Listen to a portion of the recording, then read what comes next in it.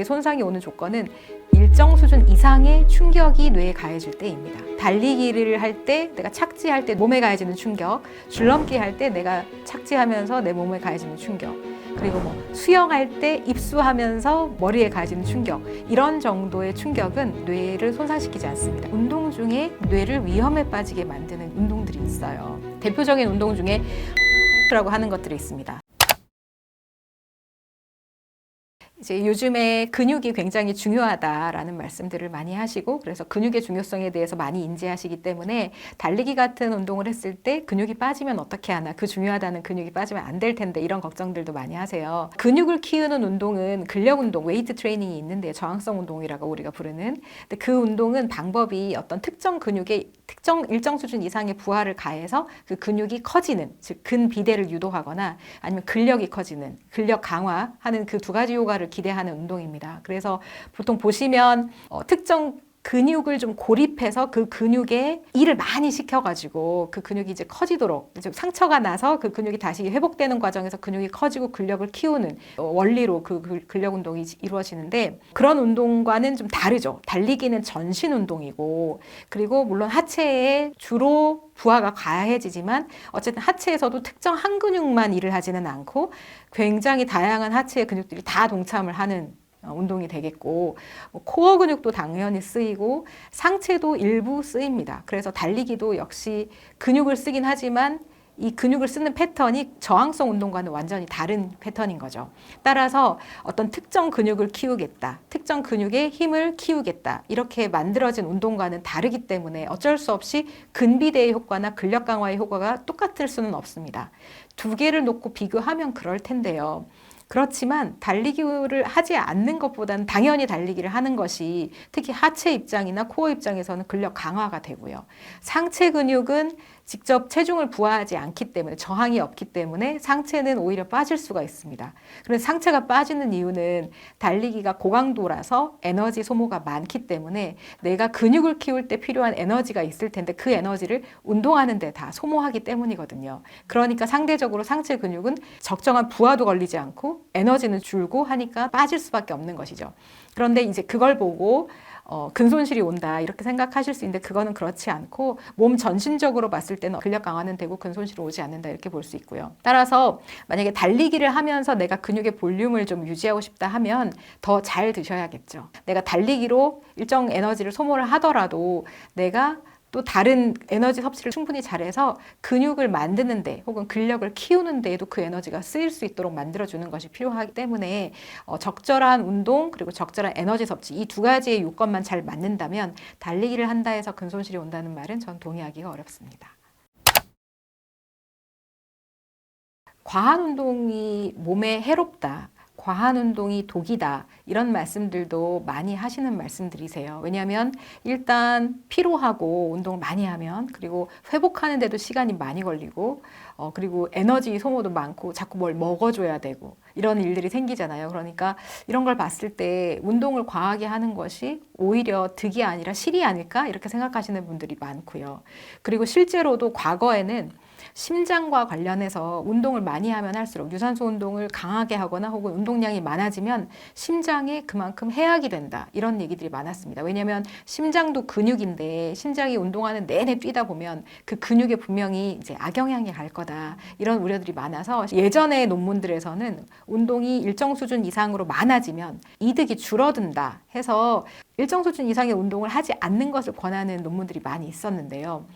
과연 그럴까의 의문을 가진 또 다른 연구진들이 그 이후에 후속 연구들을 했고, 후속 연구들을 해보니 운동의 상한선은 없다가 현재 답입니다. 그래서 예전에는 운동을 많이 하면 어쨌든 심장이 굉장히 우리 생명에 중요하고 건강에 중요하니까, 심장이 위험해진다는 것 자체가 우리 몸이 이제 위험해지는 거니까 건강에 오히려 해가 된다라고 생각했었지만, 계속 연구를 더 이제 데이터들을 모아보고 그다음에 또 장기 추적을 해보니까 운동을 많이 하면 할수록 오히려 사망률도 줄고 계속해서 줄고, 그래서 운동은 내가 만약에 할 수 있고 나의 삶에 지장을 주지 않는 한도 내에서라면 많이 하면 할수록 좋은 것이 맞습니다. 저는 이제 뇌를 보는 의사이기 때문에 뇌에 좋은 것은 많이 하고 싶고, 뇌에 위험한 것은 안 하고 싶고 피하고 싶고 또 주변에 누군가가 한다면 뜯어 말리고 싶고 이런 마음이 늘 있거든요. 왜냐하면 이제 실제로 뇌를 보시면 다 그걸 실감하실 텐데 뇌라는 조직은 정말 연약한 조직입니다. 정말 중요한 조직이고 우리가 뭐 생각하고 느끼고 운동하고 말하고 기억하고 이런 것들을 뇌를 거치지 않고 할 수 있는 것은 단 하나도 없는데도 불구하고 이 뇌라는 조직을 실제로 보면 정말 연약하구나 이걸 알 수 있거든요.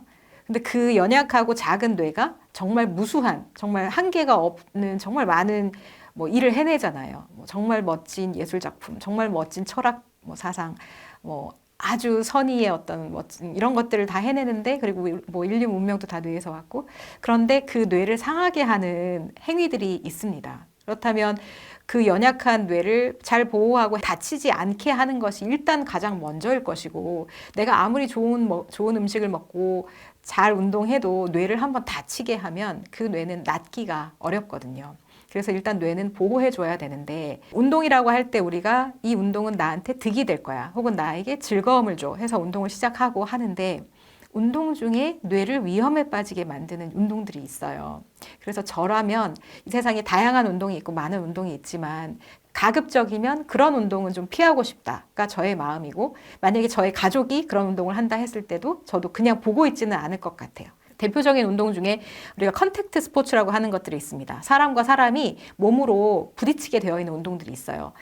대표적인 게 복싱 그리고 뭐 미식축구 이런 것들은 끊임없이 사람과 사람이 몸을 부딪히거나 몸을 혹은 가격을 할 수도 있는 것이고 넘어뜨릴 수도 있는 것이고 이런 운동들은 뇌에 순간 굉장히 강한 충격이 가해질 위험이 있습니다. 물론 아닐 수도 있죠. 경기 내내 뇌에 가격이 되거나 뇌에 충격을 입지는 않는데요. 운동을 하다 보면 그 경기를 하다 보면 어쩔 수 없이 의도치는 않았어도 그런 일들이 생길 수가 있습니다. 그러면 그걸 피할 수가 없어요. 그 뇌 충격이. 근데 이제 뇌 충격이 단 한 번으로도 정말 큰 손상이 오는 경우도 있고요. 한 번으로 큰 손상이 오지 않았어도 일정 수준 이상의 충격이 뇌에 한 번, 두 번, 세 번 이렇게 반복이 되면 뇌는 계속 세포가 죽습니다. 그래서 특히 이제 미식축구 선수들이나 뭐 미국에서 이제 그런 선수들이 학창 시절부터 그런 운동을 시작을 해서 젊었을 때 뭐 프로에 가서 돈을 크게 벌고 성공하고 이런 일들이 많잖아요. 그래서 그 사람들이 보통 운동을 시작하고 운동을 한참 하는 시기가 10대에서 20대인데 이 사람들의 뇌를 나중에 보면 70대, 80대의 뇌를 가진 사람들이 많습니다. 개 중에는 그냥 이제 수명을 다 해서 돌아가시는 분도 계시겠지만 사실 일찍 돌아가시는 분들도 많이 있는데 일찍 돌아가시는 분들이 이제 본인의 뇌를 기증을 해서 그걸 이제 연구에 쓰도록 하는데 그 사람들의 뇌를 보면 파킨슨병의 환자, 그다음에 치매 환자 이런 환자들의 뇌와 상당히 유사한 조직학적 소견을 보이거든요.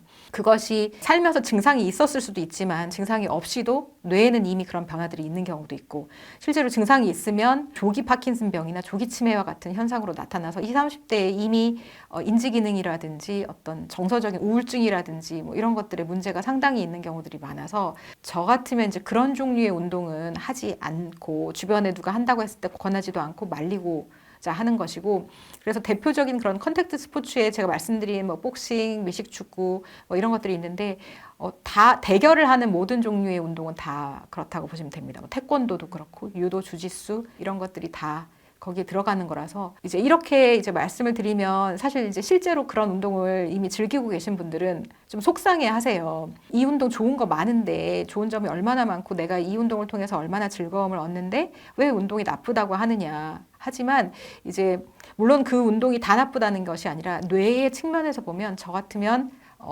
그 운동 말고 다른 운동을 하겠다. 뇌 충격이 안 가해지는 운동을 하겠다라는 것이고 왜냐하면 이게 한 번 운이 나빠서 그런 일이 생기거나 혹은 그것이 몇 번 생기면 그 상태는 돌이킬 수가 없는 이제 뇌에 흔적을 남기기 때문입니다. 그래서 뇌에 흔적이 남는다는 뜻은 나의 인생을 좌지우지할 수 있는 굉장히 중요하고 심각한 문제이기 때문에 가급적이면 저는 안 하셨으면 좋겠다라는 생각이고 만약에 이제 그래도 내가 해야 한다라고 하면 충분히 이제 뇌가 보호될 수 있는 환경을 만들어라 라는 것이 제가 드릴 수 있는 조언인데, 복싱 같은 경우는 이제 스파링을 하면서 두부의 가격이 갈 수 있기 때문에 스파링은 빼고 그냥 나머지 복싱 동작들을 연습하시라, 훈련하시라 라는 말씀을 드리고 싶고요.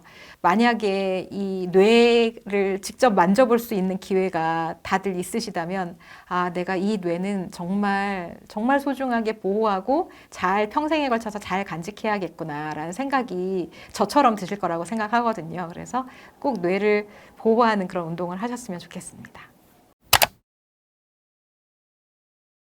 뇌를 보호하는 운동이 필요하다, 그러니까 뇌에 충격을 주지 않는 운동이 필요하다라고 말씀드렸는데, 가끔 이런 질문들을 저에게 하시는 분들이 계셨어요.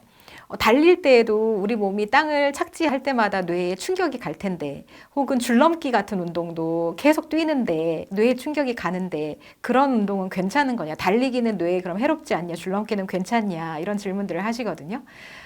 아까 이제 제가 뇌에 어떤 손상이 오는 조건에 대해서 말씀을 드렸는데, 뇌에 손상이 오는 조건은 일정 수준 이상의 충격이 뇌에 가해질 때입니다. 그래서 달리기를 할 때, 내가 착지할 때 몸에 가해지는 충격, 줄넘기 할 때 내가 착지하면서 내 몸에 가해지는 충격, 그리고 뭐 수영할 때 입수하면서 뭐 머리에 가해지는 충격, 이런 정도의 충격은 뇌를 손상시키지 않습니다. 우리 뇌는 두개골에 잘 이제 쌓여져 있고, 또 그 두개골 안에는 뇌척수액 안에 뇌가 떠 있는 거라서 이제 두개골과 뇌척수액이 그 정도의 충격은 충분히 다 이제 처리를 할 수 있고요. 그러나 갑자기 누구에게 크게 심하게 맞는다든지, 혹은 내가 어디서 떨어진다든지, 아니면 누구와 굉장히 심하게 부딪힌다든지, 뭐 차 사고가 난다든지, 이런 류의 큰 충격은 그 한 번만으로도 뇌에 의미 있는 손상을 줄 수 있습니다. 그래서 운동이 머리의 움직임이나 머리의 흔들림이 유발되더라도 이것이 굉장히 경미한 그냥 조금의 움직임이나 충격이라면 그것은 뇌손상으로 이어지지 않는다. 그러니까 안심하시고 달리거나 줄넘기나 수영 이런 것들은 하셔도 된다. 이렇게 알고 계시면 되겠습니다. 우리가 이제 달리기를 시작하면 아침에 달려야 하나? 저녁에 달려야 하나? 어떤 게 더 좋을까? 이런 생각들을 많이 하시거든요. 근데 사실 달리기의 환경도 실내냐 야외냐에 따라서 나에게 주어지는 어떤 긍정적인 건강 요소가 좀 달라질 수 있다. 내가 그냥 단순히 달리는 동작만 하는 것이 아니라 달리는 동작 가운데에 내가 뇌를 사용하고 또 많은 정보를 얻고 또 어떤 결정을 하고 이런 이제 프로세스들이 많이 진행되면 진행될수록 그 달리기는 더 뇌에 긍정적일 겁니다. 저는 아침에 일어나자마자 달리러 나가는 편이고요. 그래서 달리면 1시간 정도, 대략 한 10km 정도 달리고 들어옵니다. 그리고 뭐 출근 시간에 여유가 좀 많다거나 혹은 많이 일찍 일어났다거나 하면 아침에 좀 더 달리기도 합니다. 그리고 주중에는 보통 그런 형태로 이제 주로 새벽 달리기 정도를 하는 편이고요.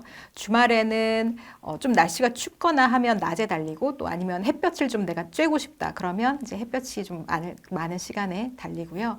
그리고 저녁 달리기도 하기도 합니다. 근데 주말에는 어쨌든 시간적 여유가 주중보다는 많기 때문에 장거리 훈련 같은 경우는 주말에 주로 하는 편이고요. 주말에 저희가 좋아하는 거는 이제 남산을 좋아하는데, 남산에 가서 달리기 하는 것도 굉장히 즐겨 합니다. 저는 이제 극도로 야외 러닝을 즐겨하는 사람이고요. 트레드밀 러닝은 제가 좀 어려워하는 이제 달리기 형태입니다. 일단 야외를 나가면 달리기 자체는 좀 고되고 힘들지만 내 눈에 들어오는 여러 가지 뭐 시각적인 자극이나 아니면 내 귀에 들리는 뭐 새소리나 혹은 뭐 바람, 느껴지는 바람 혹은 온도, 햇빛 이런 것들이 있어서 힘든 그 달리기에 집중하기보다는 뭐 이런 생각도 하고 저런 생각도 하고 또 이걸 구경하기도 하고 뭐 예쁜 걸 보다 보면 또 좀 모르고 그냥 막 달리기도 하고, 그래서 그런 즐거움이 있어가지고 저는 야외 러닝을 극도로 좋아하고요. 트레드밀 러닝은 어쩔 수 없을 때 이제 하게 되는데, 이제 겨울에 많이 춥고 또 해가 안 떠서 길은 어둡고 그다음에 길이 얼어 있거나 눈이 쌓여 있거나 하면 나가는 것 자체가 힘들거나 혹은 나가도 제대로 달릴 수가 없거든요. 길 조심하느라고. 그러면 그런 경우에는 이제 트레드밀을 어쩔 수 없이 저도 쓰는데, 그래서 최근까지도 트레드밀 러닝을 좀 했었습니다. 그런데 확실히 트레드밀 러닝을 하면 이제 야외 러닝을 할 때에 비해서는 제가 어떤 스트레스를 푼다든지 좀 마음이 이완된다든지 혹은 어떤 뭐 생각에 좀 이런 생각 저런 생각 하면서 아이디어도 얻고 뭐 이런 것들이 좀 줄더라고요. 그래서 트레드밀 러닝은 저에게는 그냥 달리기 그 자체, 그 이상도 이하도 아닌 것 같고요. 근데 야외 러닝의 경우는 이걸 꼭 달리기로만 생각하게 되지는 않고 달리면서 부가적으로 얻는 것들이 참 많아가지고 저는 야외 러닝을 더 많이 하고 있습니다. 우리가 이제 달리기를 시작하면 아침에 달려야 하나? 저녁에 달려야 하나? 어떤 게 더 좋을까? 이런 생각들을 많이 하시거든요. 그런데 사실 그런 세밀한 차이 정도는 사실 그렇게 크게 중요하지는 않습니다. 그래서 저는 뭐 새벽에도 달려보고 아침에도 달려보고 또 저녁에도 달리고 뭐 주말에는 낮에도 달리고 이렇게 여러 번 바꿔가면서 이런저런 달리기를 해보는데요. 사실 그 달리기는 저에게 다 좋았고요. 그런데 이제 예를 들면 저는 하루에 달리기를 먼저 하고 일과를 시작하는 것이 그 달리기를 빼먹지 않게 해주더라고요. 오늘은 뭔가 좀 시간이 아침에 많이 좀 분주해서 아침에 출근 전에 달리기를 하기 어려웠다. 그러면 일단 출근을 해서 뭐 중간에 그 점심시간이라도 달려야지. 그럼 점심시간에라도 못 달리면 뭐 오후에 혹은 저녁에라도 달려야지. 이렇게 마음을 먹고 준비 다 해가지고 출근을 한단 말이죠. 그런데 사실상 그렇게 되면 일과가 계속 바쁜 일들이 새로 생기거나 혹은 뭐 식사를 했는데 너무 배가 부르게 식사를 해서 이 배로는 못 뛰겠어. 뭐 이런 류의 핑계들이 생깁니다. 그래서 저는 아침에 일단 달리기를 끝내놓고 그리고 이제 나머지 일과를 그냥 하는 것이 가장 좋았던 것 같아요. 그리고 저녁 달리기도 굉장히 좋습니다. 저녁 달리기는 이제 하루 중에 일과 중에 몸이 많이 풀렸기 때문에 별도의 스트레칭이나 워밍업 별로 필요 없는 경우가 더 많아요. 그래서 운동을 좀 더 부드럽고 무리 없이 시작할 수 있다는 장점이 있지만 저녁에는 이제 모임도 많고 일과 중에 어떤 일이 생기기도 하고 그다음에 내가 일을 하려고 언제까지 끝내려고 했던 일이 안 끝나기도 하고 그런 문제들도 있고요. 또 저의 가장 이제 저녁 달리기를 좀 안 하게 됐던 저의 이유는 저녁에 그 운동을 달리기를 하면 수면에 좀 지장이 있었습니다. 예, 저녁에 달리기를 하면 심박이 많이 올라가고 그다음에 몸이 각성 상태가 되기 때문에 이 각성 상태에서 몸이 다시 수면 전 상태로 좀 안정적으로 가기까지 시간이 상당히 소요가 되고요. 그리고 달리기를 하면 심부 체온이 올라가거든요. 체온이 올라가는데 체온이 상승하면 숙면에 들기 어려워집니다. 그래서 저는 저녁 달리기를 했을 때 그때 이제 잘 숙면에 취하기 어려운 경험들이 몇 번 있어서 이제 달리기는 가급적이면은 출근 전 새벽에 하는 것이 좋겠다. 이런 루틴이 만들어졌고요. 그런데 이제 각자의 삶이 좀 다르고 생활 패턴도 좀 다르고 어떤 사람들은 저처럼 이제 수면에 그렇게 예민하지 않으실 수도 있기 때문에 그런 분들은 또 맞춰서 하시면 될 것 같습니다. 그리고 이제 제가 아침에 달리기를 하러 나갈 때는 공복에 이제 기상 직후에 바로 나가기 때문에 뭘 먹지 않고 공복에 달립니다. 그런데 공복에 달렸을 때 보통은 처음에 적응이 안 되신 분들은 좀 힘들다라고 느끼실 수 있는데요. 저처럼 이제 공복 달리기를 굉장히 좀 지속적으로 많이 했던 사람들의 경우는 공복 달리기가 오히려 더 편한 경우도 많습니다. 그리고 뇌 건강 측면에서 공복 혹은 뭐 새벽 혹은 저녁 달리기 어떤 게 더 좋냐 이렇게 물어보면 사실 그 차이는 아직은 정확하게 연구가 되지 않았기 때문에 뭐라고 말씀드릴 수는 없고요. 어쨌든 그런 세밀한 차이에 신경 쓰시기보다는 달리기 자체를 꾸준하게 하는 것이 훨씬 좋다. 일단 그것이 핵심이다. 이 사항을 기억하시면 좋을 것 같습니다. 네, 달리기에 이제 호흡법 말씀하시는 분들이 많이 계신데요. 호흡은 자연스럽게 하시면 됩니다. 그래서 어떤 뭐 특정 리듬 혹은 특정 뭐 방법 이런 것들은 없고요. 결국 우리가 달리기라는 것은 고강도 운동이고 내 몸의 산소 요구도가 그만큼 높아진다는 뜻이거든요. 심장도 많이 뛰고 빨리 뛰어야 하기 때문에 그리고 피를 많이 짜줘야 되기 때문에 심장의 일도 올라갑니다. 그러면 심장이 충분히 일할 수 있을 만큼 산소가 잘 공급이 돼야 되고요. 또 우리가 달릴 때 주로 쓰는 근육도 굉장히 산소가 많이 필요하기 때문에 산소를 충분히 이제 흡입을 해야 되거든요. 그렇기 때문에 몸에서 요구되는 그 산소의 그런 요구도에 따라서 자연스럽게 호흡을 하시면 되고요. 보통 뭐 발에 맞춰서 2번 들이마시고 2번 내쉬고 뭐 이런 류의 이제 호흡법도 제시가 되고 있는데 결국은 초반에 초보자들은 이제 약간 그런 조언을 조금 따라 볼 필요도 있기는 한데 본인이 달려보다 보면 본인의 루틴이 생기게 되어 있습니다. 그래서 호흡법은 사실 저 같은 경우는 호흡을 거의 신경 쓰지 않고 뛰거든요. 뭐 내가 숨을 어떻게 쉰다, 어디로 쉰다 이런 것들 전혀 신경 쓰지 않고 그냥 내가 달리다 보면 그 달리기의 페이스에 맞게 숨을 쉬게 되는데 그냥 그렇게 자연스럽게 되어지는 호흡을 하고 있고요.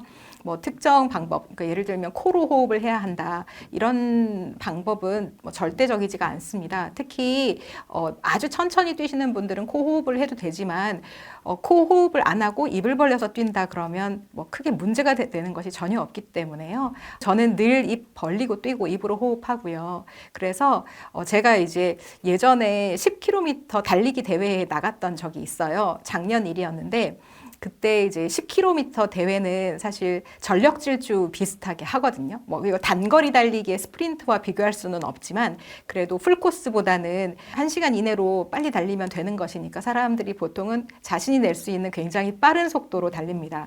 그런데 빠른 속도로 달리고 있으면서 입을 절대 벌리지 않고 뛰고 계시는 분을 제가 봤어요. 얼굴이 흑빛이 돼가지고 뛰고 계시더라고요. 그래서 제가 저분 굉장히 위험할 수 있는데, 왜냐하면 이제 본인이 숨차고 뭐 다리 근육에 산소 공급이 안 되는 것은 둘째 치더라도 사실 심장도 지금 굉장히 고강도로 매우 빠르게 뛰고 있기 때문에 심장에 일단 산소 공급이 충분히 되어야 하는데 코로만 숨을 쉬어야 한다는 생각이 강하셨나 봐요. 그래서 굉장히 빨리 뛰고 계시는 와중에도 입을 절대 벌리지 않고 그렇게 뛰고 계시더라고요. 그래서 제가 이제 옆을 지나가면서 매우 불안해서 저분 괜찮으실까 계속 걱정을 했던 기억이 있습니다. 그래서 코 호흡이 자연스럽게 된다면 상관이 없지만 굳이 내가 지금 숨이 차고 지금 벅차게 운동을 하고 있는데 입으로 숨을 쉬면 안 되겠다 이런 생각은 전혀 맞지 않는 생각이기 때문에 그냥 편하게 본인이 쉬어지는 대로 쉬면 되고요.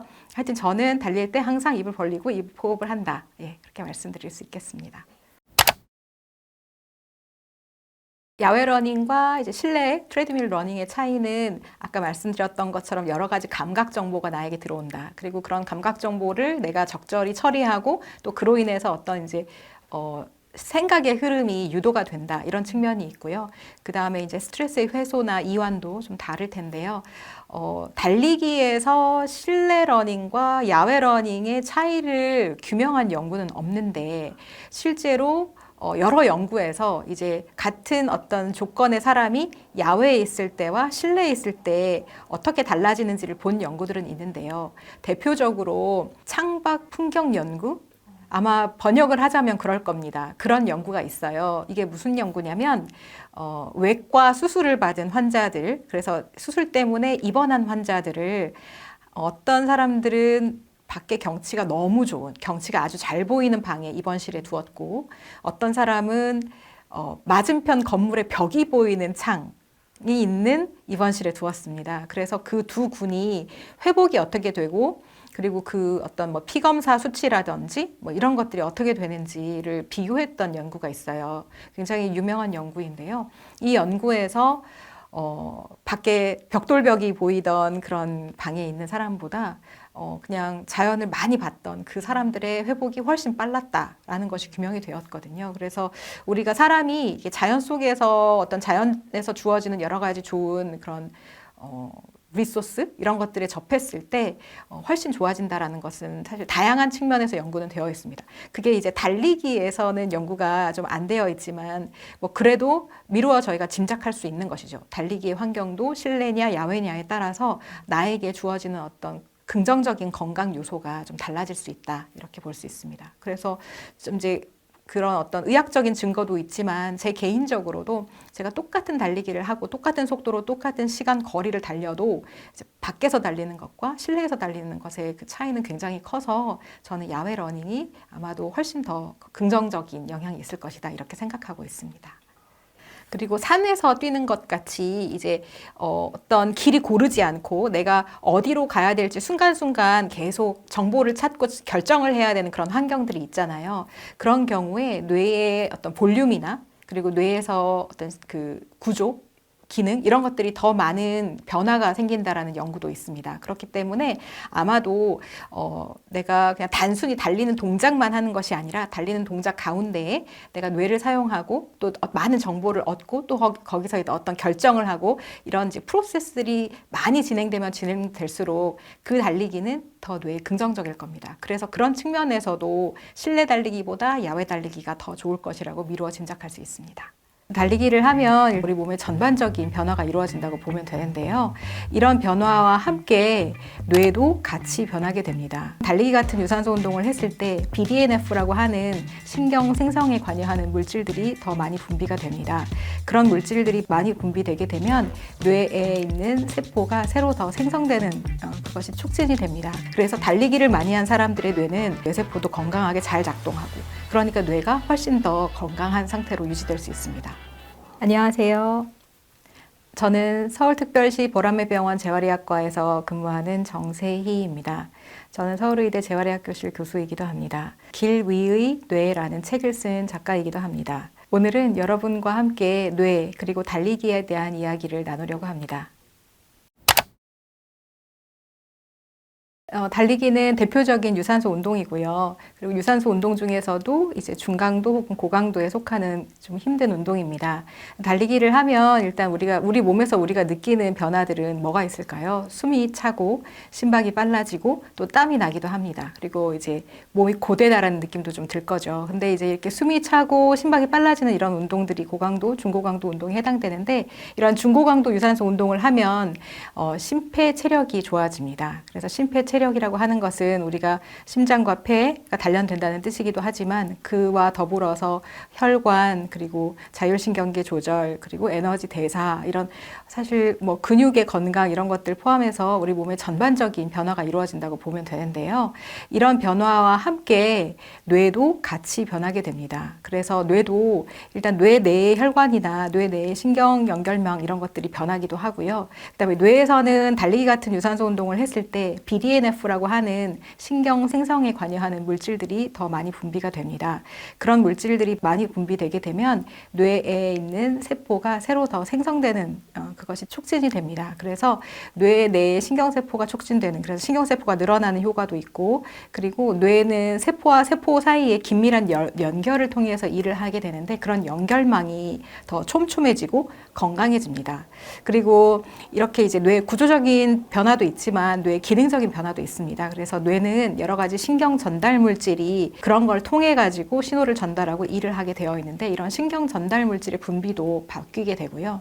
그리고 뇌 내에 있는 여러 가지 염증 이런 것들도 개선이 되고 염증이 억제된다라는 효과가 있고 또한 뇌 안에는 우리가 뇌 세포가 일을 하다 보면 노폐물이 쌓이기 마련인데 그런 노폐물이 깨끗이 청소되는 데에도 달리기 같은 유산소 운동이 큰 도움이 됩니다. 그리고 뭐 이런 여러 가지 뇌의 변화는 인생에 걸쳐서 다 다른 역할을 좀 할 수 있을 텐데요. 예를 들면 청소년기 혹은 아동기의 뇌를 보면 이 아이들은 이제 뭔가를 막 학습을 하고 뭔가 새로운 어떤 기능을 익히는 그런 단계인데 그때의 뇌의 어떤 뇌세포가 더 재생이 많이 된다든지 혹은 뇌 연결망이 바뀐다든지 하는 일들은 이 아이들의 어떤 정신적인 건강, 뇌 건강 그리고 어떤 앞으로 더 나은 성인이 되기 위한 초석이 되기도 합니다. 유산소 운동의 경우 혈관의 건강이 많이 이제 차이가 날 텐데요. 그래서 달리기를 꾸준하게 한 사람은 이제 뇌의 측면에서 보면 뉴로베스큘라 유닛이라는 뇌 내에는 특징적인 구조가 있습니다. 뇌는 신경 덩어리인 동시에 혈관 덩어리입니다. 그 이유는 뇌 안에는 에너지를 저장해 둘 곳이 없어요. 우리 뇌는 단단한 두개골 안에 꽉 들어차 있거든요. 그렇기 때문에 거기에 뭐라도 하나 더 들어가면 뇌압이 올라가서 생명부터 위험해집니다. 따라서 그 안에는 복부지방이라든지 피하지방과 같은 형태로 지방을 쌓아둘 수가 없습니다. 그런데 우리 뇌는 특징적으로 굉장히 에너지를 많이 쓰는 기관이거든요. 우리 몸의 전체 에너지의 5분의 1을 뇌가 씁니다. 이 자그마한 기관이 그렇게 많은 에너지를 쓰니까 특히 뭐 가만히 있을 때에도 쓰지만 생각을 하거나 공부를 한다거나 뭔가 굉장히 고민을 많이 한다거나 할 때 우리가 머리를 쓴다라고 하는 그런 행위를 할 때 뇌 에너지는 상당히 소모가 많이 되는데요. 뇌 안에 뭐 지방 같은 그런 에너지를 저장해 둘 수가 없으니까 뇌는 일을 해야 할 때, 즉 에너지 소모가 높아질 때에는 주변의 혈관에 신호를 보냅니다. 그러면 그 혈관이 이 세포가 지금 일을 많이 해야 되고 그러니까 내가 빨리 산소와 에너지를 공급해줘야 되겠구나 하는 신호를 받고 혈관을 확장시켜서 그 부분으로 혈류가 많이 흐르도록 조절합니다. 그렇게 해서 뇌는 실시간으로 산소와 에너지를 공급받아서 일을 하는데요. 이러한 신경세포와 혈관 사이에 굉장히 긴밀한 그 연결 동맹체를 뉴로베스큘러 유닛 NVU라고 합니다. 그래서 이 NVU가 건강해야만 신경도 건강하게 유지가 되고 또 신경이 일을 잘할 수 있고 기능을 다 잘할 수 있는 거죠. 그래서 달리기를 많이 한 사람들의 뇌는 이런 NVU가 굉장히 건강하게 유지가 되어 있고 따라서 NVU가 건강하니까 뇌세포도 건강하게 잘 작동하고 그러니까 뇌가 훨씬 더 건강한 상태로 유지될 수 있습니다. 뇌의 건강은 사실 몸의 건강과 거의 같다고 봅니다. 그래서 몸이 건강해야 뇌도 건강할 수 있는 거고 몸이 건강하지 않은데 뇌만 건강할 수는 없는 것이거든요. 그래서 일반적으로 우리가 신체 건강을 위해서 적절하게 안내되는 권고되는 운동 가이드라인이 있습니다. 그 운동 가이드라인은 일주일에 최소 150분 이상의 중고강도 유산소 운동을 하라라는 것입니다. 그러니까 너무 쉬운 운동 말고 내가 숨이 좀 차고 약간 버겁다고 느껴지는 운동을 일주일에 2시간 반은 해주는 것이 좋습니다. 그리고 운동을 많이 하면 효과가 더 좋아지느냐? 네, 그렇고요. 운동을 그거보다 적게 하면 효과는 떨어지게 되어 있습니다. 그러면 나는 너무 바쁘고 체력도 없고 그리고 내가 아직 몸이 그렇게 튼튼하지 못해서 일주일에 150분 운동하는 것은 나에게 너무 벅차다. 나는 일주일에 뭐 하루에 10분밖에 운동할 수가 없다. 이렇게 생각하실 분들도 계실 거 아니에요. 그것도 좋습니다. 왜냐하면 운동을 전혀 하지 않는 것보다 단 10분이더라도 중고강도 운동을 해주는 것이 아주 짧게라도 하는 것이 훨씬 효과가 좋습니다. 그래서 신체 건강, 뇌 건강 측면에서는 무조건 운동을 하는 것이 좋다입니다. 그래서 아무리 내가 바쁘고 시간을 낼 수가 없다, 제대로 된 시간을 낼 수 없다라도 우리는 다 자투리 시간이라는 건 있기 때문에 단 10분이라도 내가 숨찬 운동을 해주신다면 그것이 나의 건강, 특히 뇌 건강에도 굉장히 긍정적인 영향을 줍니다. 성인기 때 어떻게 보내느냐가 나의 노년기가 어떻게 될지를 결정합니다. 그래서 대표적인 노인 질환인 치매를 보면 치매 위험이 증가되느냐 증가되지 않느냐의 가장 중요한 시기가 바로 중년기, 성인기입니다. 달리기는 인생의 각 시기별로 굉장히 중요하고 좋은 효과를 주지만 그 어느 시기에도 매우 중요한 건강의 축이기 때문에 저는 일찍 시작해서 평생 하시라 이런 말씀을 드리고 있습니다. 달리기 같은 유산소 운동은 사실 평생 해야 되거든요. 저금도 1년을 할 것이냐 아니면 뭐 10년, 30년, 50년 할 것이냐에 따라서 그 결과는 달라질 것이고 공부도 1년 하고 끝나는 사람과 뭐 10년 한 사람과 또 역시 달라질 거예요. 그래서 운동같이 어떤 이렇게 긍정적인 효과를 주는 것들은 이런 행위는 장기적으로 지속할 필요가 있고 특히 사람의 인생은 어렸을 때 그리고 성인기 그리고 이제 노년기 이렇게 보면 사실 그 시기마다 우리가 얻어야 할 혹은 해야 할 기능, 뭐 역할 이런 것들이 다 다르잖아요. 그래서 그 시기별로 어떤 기능을 습득한다든지 발전시킨다든지 아니면 어떤 역할을 한다든지 할 때 유산소 운동을 통한 여러 가지 긍정적인 효과가 좀 달리 영향을 줄 수가 있어요. 예를 들면 어린 학생들의 경우 우리나라는 대표적으로 운동을 안 하는 나라거든요. 전 세계적으로 가장 운동을 안 하는 끝에서 1등인 나라입니다. 그런데 이제 어떤 나라는 아예 정책적으로 혹은 교육 체계 내에서 운동을 반드시 하도록 만들어 놓은 나라도 있어요. 그런데 이제 그런 나라들이 그렇게 하는 이유는 이 운동이 아이들의 어떤 발달에 미치는 굉장히 중요한 영향이 있기 때문이거든요. 그것이 꼭 학습이나 학업이 아니고 정서적인 발달, 사회적인 발달 이런 것들, 뭐 신체적인 발달 당연할 것이고요. 그래서 이런 다양한 측면에서 뭐 달리기를 포함한 여러 가지 운동이 청소년기, 아동기 유아기 이런 때에도 굉장히 중요하게 영향을 미치고 있고 실제로 연구를 해봤을 때 운동을 시킨 그룹과 운동을 시키지 않은 그룹 이렇게 비교를 해보면 그 아이들의 학업 능력이라든지 학교에서의 어떤 뭐 그런 정신적인 문제라든지 신체 건강 측면에서도 그렇고 차이가 유의하게 나는 걸 알 수 있습니다. 성인기는 몸이나 체력은 다 괜찮은데 이제 나이가 들어가는 시기인데요. 이 성인기 때 어떻게 보내느냐가 나의 노년기가 어떻게 될지를 결정합니다. 그래서 대표적인 노인 질환인 치매를 보면 치매 위험이 증가되느냐, 증가되지 않느냐의 가장 중요한 시기가 바로 중년기, 성인기입니다. 그래서 성인기의 건강을 잘 관리하고 지내는 것이 내가 나중에 나이가 들어서 치매에 걸릴 것이냐, 걸리지 않을 것이냐를 결정하거든요. 그래서 그만큼 성인기에는 지속적인 꾸준한 건강 관리가 필요하다. 그리고 그 건강 관리에 굉장히 중요한 것 중에 하나가 바로 달리기 같은 운동이다라고 얘기 드릴 수 있고요.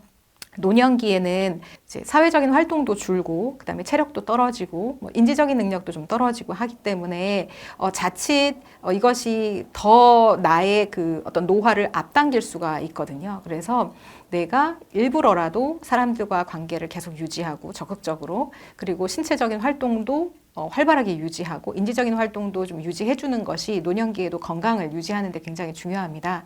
그래서 그런 측면에서 노년기에도 만약에 신체적으로 건강이 허락한다면 달리기를 계속 이어나가는 것이 좋겠고 특히 최근에 이제 노화 연구들이 전 세계적으로 굉장히 활발하게 이루어지면서 노화의 표본이 무엇일까? 어떤 사람이 과연 건강 노화의 표본일까? 이거를 찾는 연구들이 많이 있는데요.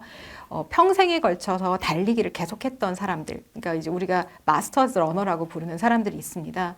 잠깐 하고 끝낸 게 아니라 젊었을 때 시작해서 나이가 든 후에도 계속 달리고 있는 사람들이 계세요. 근데 그분들이 건강 노화의 표본이다. 이렇게 지금 보고 있거든요. 그만큼 달리기는 인생의 각 시기별로 굉장히 중요하고 좋은 효과를 주지만 그 어느 시기에도 매우 중요한 건강의 축이기 때문에 저는 일찍 시작해서 평생 하시라 이런 말씀을 드리고 있습니다. 치매가 왜 발생하는지 아직 저희가 정확하게 단 하나의 이유를 알지는 못합니다. 그리고 여러 가지 위험 인자가 결국 복합적으로 작용해서 치매의 발병을 초래한다고 보고 있는데요. 예전에는 지금도 그렇지만 치매는 유전이다. 그리고 어쩔 수 없는 숙명이다. 치매에 걸리는 건 이 사람의 숙명이다. 이렇게 간주했던 적도 있습니다. 그런데 유전적인 측면도 일부는 있지만 내가 치매의 위험을 높이는 유전자를 설사 타고났다 하더라도 내가 어떻게 사냐에 따라서 유전자가 평생 동안 치매로 유발되지 않고 그냥 돌아가실 수도 있고 어떤 경우는 굉장히 이르게 치매에 발병할 수도 있고 또 어떤 경우는 그 치매 유전자가 없는데도 불구하고 치매에 걸리는 경우도 있습니다. 따라서 유전자, 유전 질환 혹은 숙명 이렇게 받아들일 질환은 절대 아니라는 사실이 계속 더 강조되고 있고요. 그래서 그렇다면 과연 무엇이 치매를 유발하느냐? 우리가 어떻게 살았느냐가 치매를 유발하는 것으로 이제는 많이 알려져 있고요. 대표적인 것이 당뇨병, 고혈압, 비만, 고지혈증, 그리고 운동 부족, 그리고 음주, 흡연. 이런 것들이 치매를 유발하는 대표적인 위험 인자입니다. 그래서 치매 위험 인자에 대한 논문들이 나오는데 그것이 계속 업데이트가 되고 있어요. 연구 결과들이 새로 나옴에 따라서 계속 바뀌고 업데이트가 되고 있는데 최근에는 치매 위험 인자의 제일 중요한 어떤 인생의 시기를 보면 그건 중년기입니다. 18세부터 65세까지. 이 시기에 내가 어떻게 사느냐가 치매는 어차피 나이 들어서 생기니까요. 나이 들어서 치매에 걸리느냐 안 걸리느냐를 결정하는데 앞서 말씀드린 당뇨병에 걸렸다든지 고혈압에 걸렸다든지 혹은 걸렸는데 관리를 잘 하지 않는다든지 음주와 흡연을 마음껏 즐긴다든지 혹은 뇌를 손상시킬 만한 어떤 활동에 자꾸 많이 노출되어 있다든지 이런 어떤 위험이 있을 때는 그게 중년기였을 때 그 사람이 이제 노년기가 접어들면 치매에 걸릴 확률이 굉장히 올라간다 이렇게 되어 있어서요. 근데 지금 따져보시면 들어보시면 당뇨, 고혈압, 고지혈증, 비만, 음주, 흡연은 일반적인 건강에 우리가 신경 쓰는 항목들이잖아요. 그래서 말씀드리는 겁니다. 뇌 건강이 혹은 치매가 우리가 보통 생각하는 건강과 별반 다르지 않다. 그래서 공부를 많이 해야 되고 고스톱을 많이 쳐야 되고 산수 문제, 외국어 공부 이런 걸 많이 해야 된다라고 생각하지만 사실은 그거보다 더 중요한 것은 내 몸이 건강하냐 건강하지 않냐 그리고 내가 지금 내 몸을 건강하게 지키고 있는 노력을 하고 있냐 안 하고 있냐 이것이 훨씬 중요하다. 이걸 꼭 기억하셔야 될 것 같습니다. 이 책을 내기 전에 제가 블로그를 계속 운영을 하고 있었고, 블로그에 많은 분들이 저한테 이제 댓글로 질문도 하시고 뭐 상담도 하시고 뭐 이러셨거든요. 그리고 본인의 이야기를 저에게 이렇게 남겨주신 분들도 많이 계셨어요.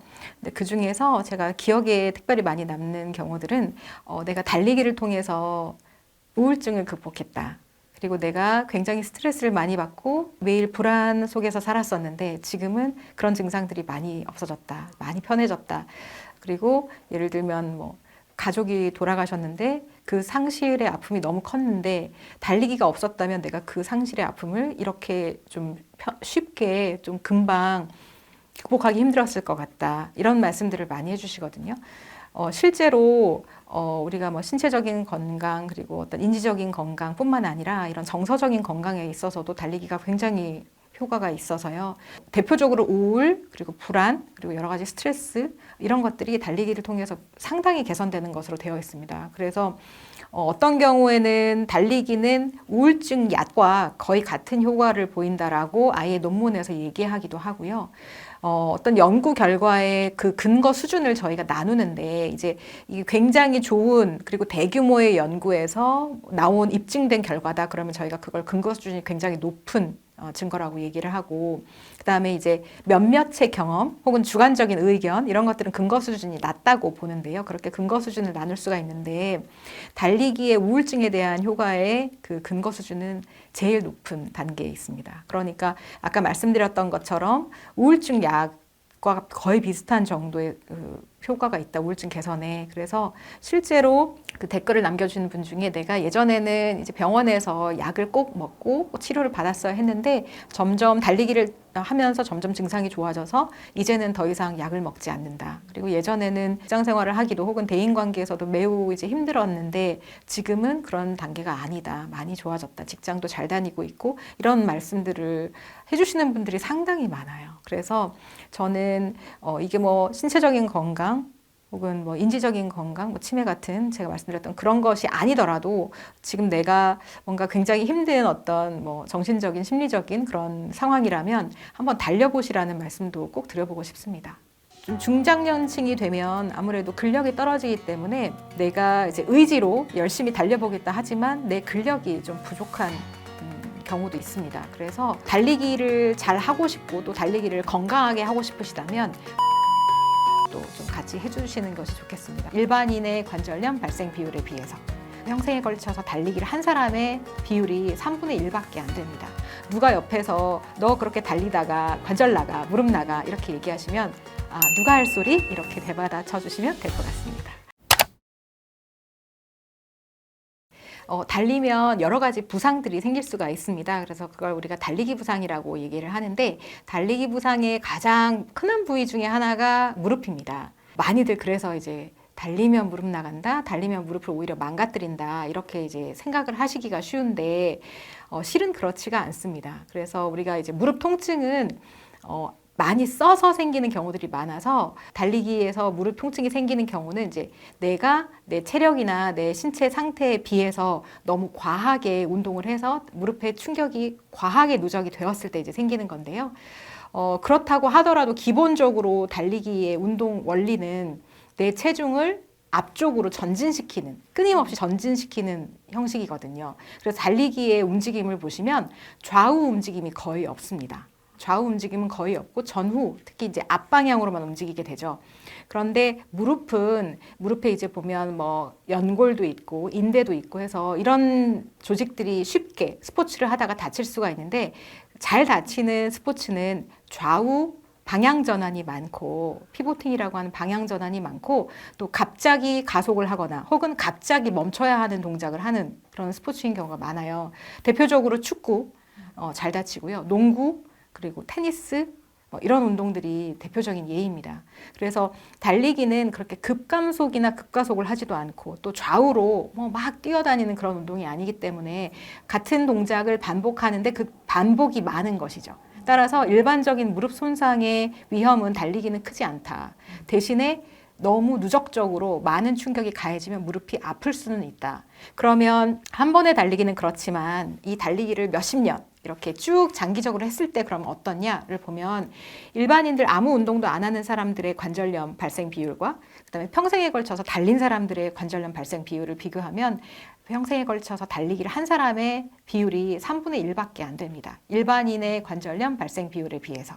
그렇기 때문에 달리기라는 것이 어쨌든 체중을 무릎이나 고관절, 발목에 계속 부하하는 운동이긴 하지만 그 부하하는 것이 꼭 나쁘게만 작용을 하는 것이 아니라 적절한 스트레스를 부하함으로써 관절이 그 부하를 견뎌내면서 강해지도록 만드는 것이거든요. 그래서 관절도 주변을 싸고 있는 근육도, 인대도, 건도, 또 연골도 적절하게 건강 관리가 되도록 만들어주고 단련을 시켜주는 운동 효과가 있습니다. 따라서 장기적으로 달리기를 했을 때에는 오히려 퇴행성 관절염의 보호 효과가 있는 것이지 퇴행성 관절염의 유발 효과는 아니다. 이렇게 알고 계시면 되고 누가 옆에서 너 그렇게 달리다가 관절 나가, 무릎 나가 이렇게 얘기하시면 누가 할 소리? 이렇게 대받아 쳐주시면 될 것 같습니다.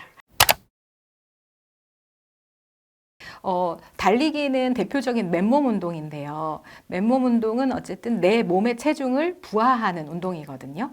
그러면 체중이 많이 나가면 나갈수록 당연히 부하는 커질 것이고 몸이 가벼운 사람은 부하가 적을 것이고요. 그래서 어차피 우리가 이제 같은 관절, 동일 관절로 많은 무게를 짊어져야 하는 경우와 가벼운 무게를 짊어져야 하는 경우는 가해지는 충격 자체가 다르겠죠. 부하가 다르겠죠.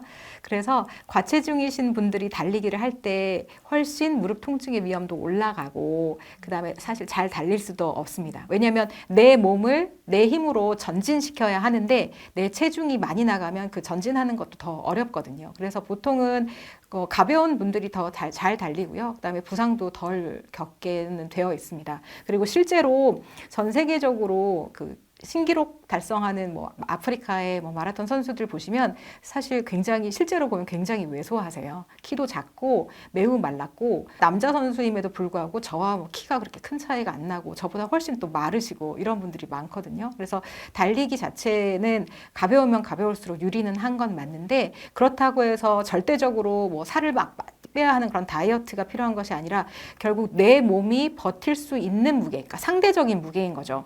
만약에 내가 하체 근육이 아주 좋아서 잘 버틸 수 있는데 내가 좀 체중이 나간다 하면 어떻게 보면 근육이 하나도 없는 날씬하신 분들보다도 더 좋을 수도 있어요. 그러니까 내 몸이 견딜 수 있는 부하 대비 내 체중, 이 개념을 잡으셔야 되고요.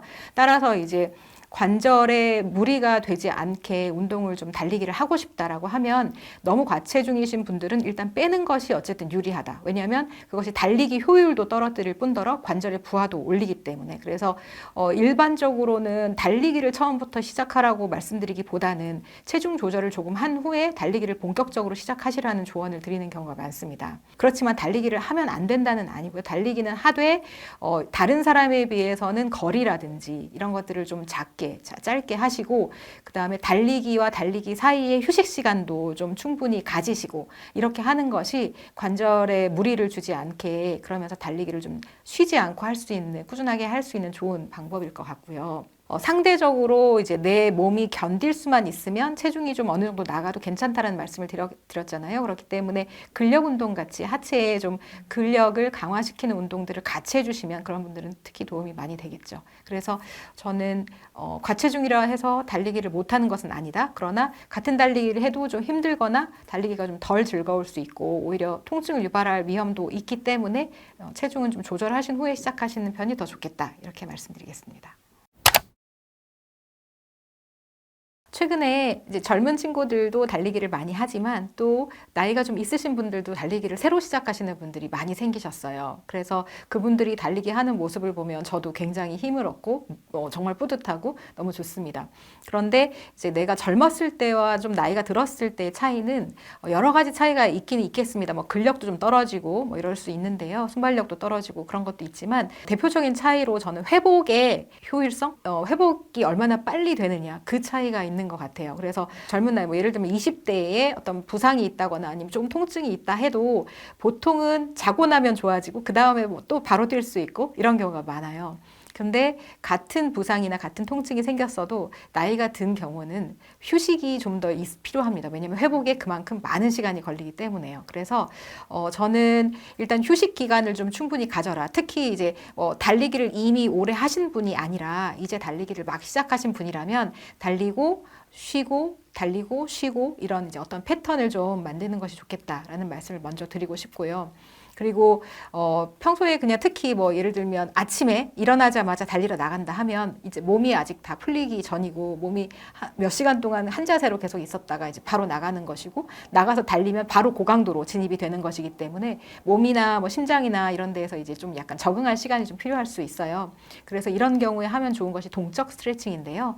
스트레칭은 우리가 보통 가만히 서서 몸의 특정 부위를 좀 늘리는 형태로 많이 하는데 그건 이제 정적 스트레칭이고 동적 스트레칭은 내 몸을 움직여가면서 스트레칭을 동작을 하는 겁니다. 그래서 동적 스트레칭을 하면 이제 근육이나 뭐 관절 이런 데가 근육의 온도도 좀 올라가고 그리고 어느 정도 약간의 이제 좀 낮은 강도이긴 하지만 부하를 좀 견디도록 얘한테 이제 신호를 주는 거니까요. 그렇게 해서 고강도로 이어질 달리기를 미리 좀 준비하는 그래서 혈액 순환이라든지 이런 것들이 좀 더 되게 이렇게 유도해주는 좋은 측면이 있습니다. 그리고 좀 중장년층이 되면 아무래도 근력이 떨어지기 때문에 내가 이제 의지로 열심히 달려보겠다 하지만 내 근력이 좀 부족한 경우도 있습니다. 그래서 달리기를 잘 하고 싶고 또 달리기를 건강하게 하고 싶으시다면 보강 운동이라는 것도 좀 같이 해주시는 것이 좋겠습니다. 그래서 대부분 이제 근력 운동인데요. 몸의 코어 근육 그리고 몸의 하체 중에서는 엉덩이나 허벅지 근육을 좀 단련하는 운동들이 좀 필요한데 그것이 우리가 이제 장시간 앉아 있게 되면 코어 근육이나 허벅지나 엉덩이 근육을 쓸 일이 없거든요. 그래서 나도 모르는 사이에 상당히 약해져 있는 경우가 많습니다. 그런데 그런 근육들이 약해져 있으면 달리기를 했을 때 달리기 부상으로 오기가 쉬워요. 그래서 동적 스트레칭은 이제 달리기 전에 운동을 해주시는 것이 좋겠고 그다음에 보강 운동은 달리기를 하지 않을 때 틈틈이 해주시면 좋을 것 같습니다. 유산소 운동이 뇌 건강, 뇌 기능에 긍정적인 영향을 주려면 결국은 그 운동은 향상을 유발해야 된다는 뜻이 되는 거예요. 걷기를 많이 하시는 게 훨씬 건강에 유리한 건 맞지만 그렇다고 하여 걷기만 한다고 내가 치매도 예방하고 근력도 좋아지고 심폐체력도 좋아지고 이런 것을 기대하실 수는 없습니다. 유산소 운동에는 저강도, 중강도, 고강도가 있습니다. 운동 강도를 그렇게 나눌 수가 있고요. 저강도 유산소 운동의 대표적인 사례가 걷기. 그리고 고강도는 이제 달리기 같은 좀 빠르게 달리기가 될 것입니다.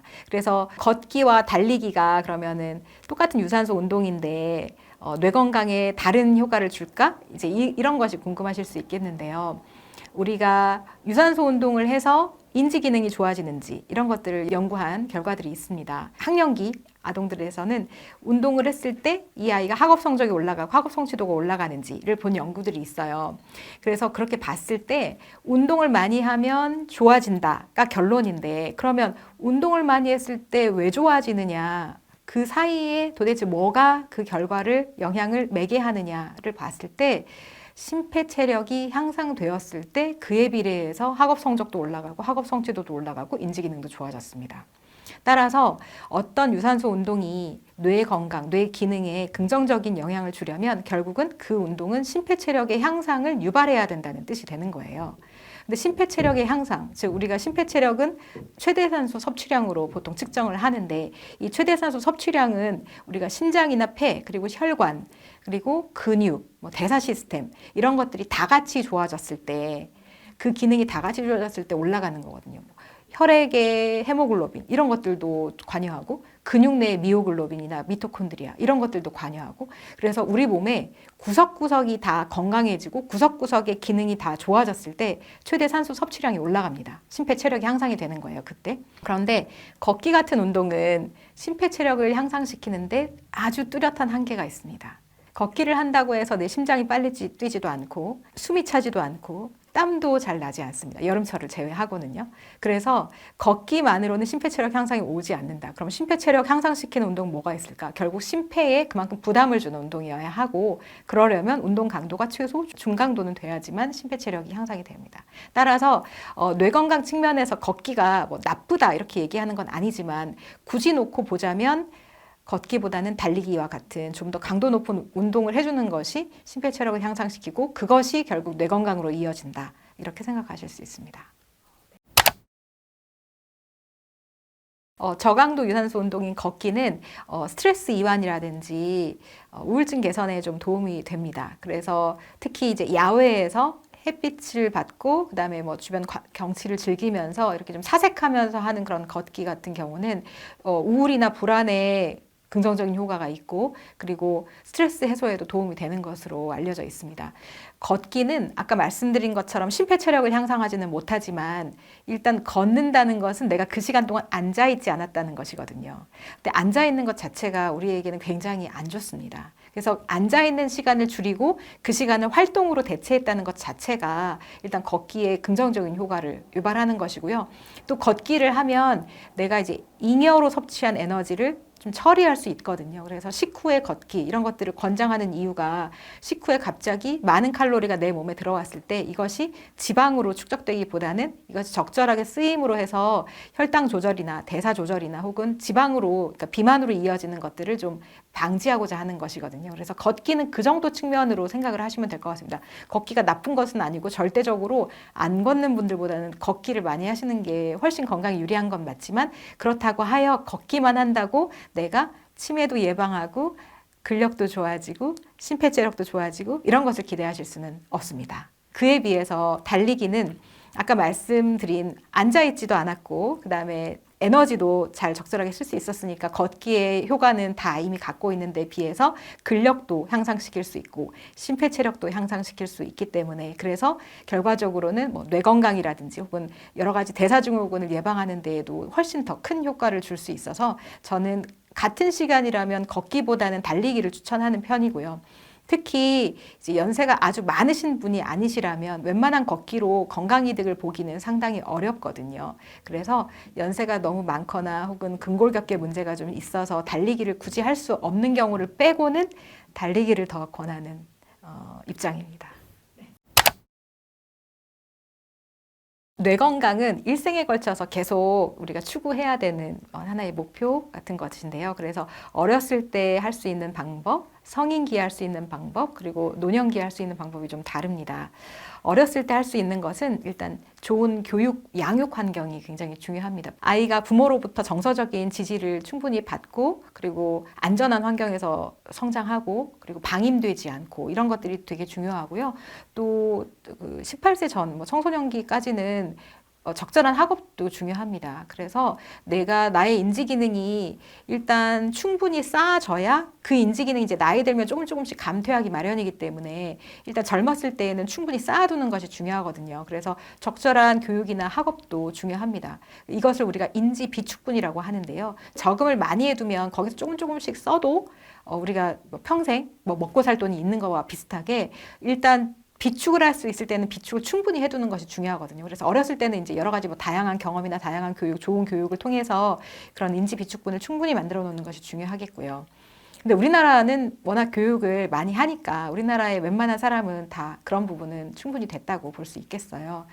성인기가 접어들면 이때는 이제 대사증후군, 대사질환을 예방하는 것이 제일 중요합니다. 그래서 과체중, 비만 이런 것들 좀 조심해 주셔야 할 필요가 있고 당뇨, 고혈압, 고지혈증 이런 질환 걸리지 않게 걸렸다 하더라도 적절하게 잘 관리해서 나빠지지 않게 만드는 것이 중요하겠고 운동은 성인기에 당연히 해줘야 될 운동이 되겠고요. 그리고 성인기에는 이제 뇌에 충격을 받는 행위 같은 것은 조심하시는 게 좋다 이렇게 말씀드릴 수 있겠습니다. 노년기에는 특히 중요한 것이 사회적 관계거든요. 그래서 노년기에는 고립이 되기 쉽고 내가 이제 몸이 불편하거나 혹은 내가 다니던 직장도 이제 그만두게 되는 경우가 많으니까 내가 가지고 있던 어떤 사회적 연결망이 조금씩 끊어지는 경우들이 많이 있습니다. 그런데 그럴 때일수록 오히려 사회적인 관계를 계속 유지해 주는 것이 뇌건강적 측면에서 굉장히 중요해서 그런 것들을 해주시면 좋겠고 그 다음에 이제 원래 신체 건강을 관리해 주는 것이 뇌건강에는 이제 기본이기 때문에 노년기에 여기저기 이제 아프고 뭐 병도 좀 더 많이 생기고 하지만 그런 신체적인 관리도 꾸준하게 해주시는 것이 좋습니다. 이 음식이라는 것은 이제 우리 삶의 방식 중에 하나다 보니까 단순히 영양학적인 혹은 건강적인 측면이 아니라 나의 삶의 태도라든지 그런 그 신념과 연관이 되어서 그런 식단을 택하시는 분들도 계시거든요. 그래서 이 식단의 문제는 딱 어떤 어떤 건강 이렇게만 얘기하기가 되게 어려운 문제이기도 하고요. 어떤 음식이 좋냐 안 좋냐 이런 얘기는 너무 과하고 성급하다. 지금은 존투러닝이 굉장히 흥행을 하는데 쉽게 말하면 저강도 유산소 운동이거든요. 근데 존투만 해야 돼. 이렇게 하시는 것은 다른 운동 다 필요 없고 달리기만 해야 돼 라고 얘기하는 것과 똑같습니다. 이제 진료실에서도 저에게 많이 묻는 것이 뭘 먹어야 좋냐, 어떤 음식이 내 병에 좋냐 이런 말씀들을 많이 하시거든요. 특히 이제 우리나라 분들이 음식에 대한 그 관심이 굉장히 높습니다. 그래서 어떤 병은 이런 음식을 조심해야 되고 어떤 병을 예방하기 위해선 이런 걸 먹어야 하고 이런 것을 많이 찾으시고 그런 정보를 많이 구하시는 편인데요. 사실 저는 그런 음식 없습니다. 이렇게 말씀을 드리거든요. 물론 몸에 안 좋은 음식은 분명히 있습니다. 우리가 알고 있는 가공식품, 초가공식품 이런 것들은 몸에 분명히 안 좋고 뭐 당분이 많이 섞인 음료라든지 탄산음료라든지 이런 것들 다 좋지 않은 거는 맞는데요. 그렇게 좋지 않은 음식을 피하는 것이야말로 가장 중요하다. 그러나 어떤 음식이 특정 음식이 다른 음식에 비해서 이런 부분에 더 좋다, 뭐 병을 예방하기에 혹은 병을 치료하기에 좋다 이렇게 얘기하는 건 좀 성급할 수 있는 것이 우리가 뇌 건강의 대표적인 사례인 치매만 해도 치매를 유발하는 여러 위험인자들, 생활에서의 여러 위험인자들이 이제 규명이 되었고 그것이 정리되고 제시가 되고 있음에도 불구하고 거기에 음식은 빠져 있습니다. 그 이유는 이제 그 논문에서도 얘기를 하고 있는데 특정 음식 특정 식단이 다른 식단에 비해서 더 우수하다라는 그런 그 어떤 가설 혹은 어떤 주장 이런 것들은 연구에 따라 너무 다 다르고요. 그래서 어떤 특정 음식이 의미 있게 다른 음식에 비해서 다른 식단에 비해서 효과가 좋다, 건강에 효과가 있다라고 얘기하는 것은 현재 단계에서는 말하기 어렵다라고 얘기를 하고 있고 또 하나는 이 음식이라는 것은 이제 우리 삶의 방식 중에 하나다 보니까 신념하고도 좀 많이 밀접하게 연관이 되어 있어요. 그래서 어떤 분들은 채식을 하는데에도 이게 단순히 영양학적인 혹은 건강적인 측면이 아니라 나의 삶의 태도라든지 어떤 그런 그 신념과 연관이 되어서 그런 식단을 택하시는 분들도 계시거든요. 그래서 이 식단의 문제는 딱 어떤 건강 이렇게만 얘기하기가 되게 어려운 문제이기도 하고요. 복합적인 요소가 결합이 돼서 내가 이런 식단을 하겠다라는 어떤 라이프 스타일인 경우가 많아서 현재로서는 어떤 음식이 좋냐 안 좋냐 이런 얘기는 너무 과하고 성급하다. 저는 그렇게 말씀드리고 싶고 현대 사회는 영양 과잉인 시대이기 때문에 오히려 영양이 과잉되지 않게 내가 너무 필요 없는 에너지를 많이 먹고 있지 않느냐를 점검하는 것이 오히려 더 중요하지 어떤 음식을 먹어야 한다 혹은 어떤 음식을 먹지 말아야 한다라는 주장은 현재로서는 아직은 확실하지 않다 이렇게 말씀드릴 수 있겠어요. 유산소 운동의 존을 나눌 수가 있는데요. 존을 1, 2, 3, 1, 2, 3로 나누기도 하고 1에서 5까지 나누기도 합니다. 그래서 이것은 이제 존 2라고 해서 만약에 1, 2, 3으로 나눴을 때 존 2와 1, 2, 3, 4, 5로 나눴을 때 존 2는 사실 다른 거거든요. 근데 지금 많이들 지금 존 2 러닝 하실 때 그 존 2는 5단계로 나눴을 때 밑에서 두 번째입니다. 그런데 존 2 그러면 그렇게 정의되는 그 존을 나누는 기준은 무엇이냐?